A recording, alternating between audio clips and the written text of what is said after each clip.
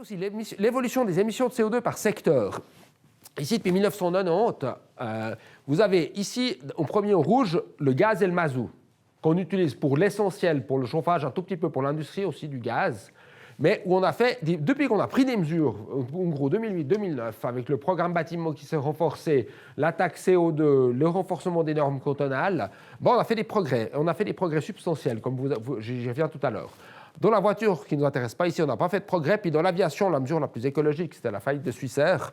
Et depuis qu'elle a repris, depuis qu'EasyJet s'est développé, ça a repris à la hausse. La seule consolation que vous pouvez avoir ici, c'est qu'on a augmenté une dizaine d'années nos émissions de plus de 40%, mais les kilomètres passagers ont augmenté de 160%.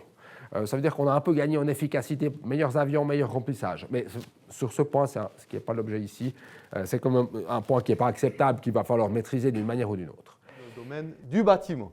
Dans le canton de Neuchâtel, qui, on se plaît à le dire, est volontariste et pionnier dans le domaine énergétique, dans l'efficacité bien sûr, mais aussi dans la promotion du renouvelable, par ses recherches très à l'avant-garde au niveau photovoltaïque notamment, mais aussi avec des concepts pionniers en Suisse en matière de développement éolien, j'y reviens un brin tout à l'heure, eh bien, ça a fait un gros travail de fond en 2015-2016 avec sa conception directrice de l'énergie et du climat. C'est probablement une des premières fois qu'un canton faisait non pas seulement l'analyse sur la question énergétique, mais aussi abordait pleinement la question du CO2. Nous l'avons fait et le Grand Conseil nous a suivis, c'était début 2017, assez clairement par septembre.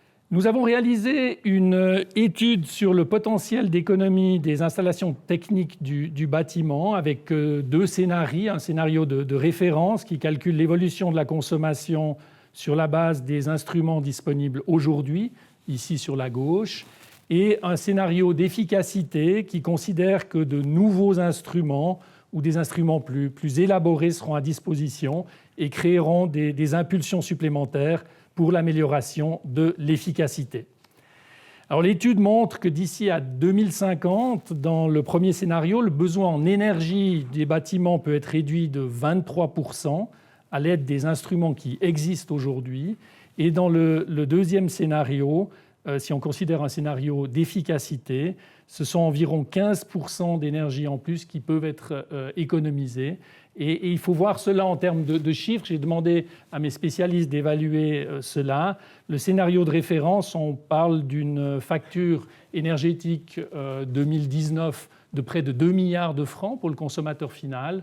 Et dans le scénario d'efficacité, c'est 1 milliard de francs supplémentaires, donc près de 3 milliards de francs qui pourraient être atteints en économie sur la facture finale pour le consommateur.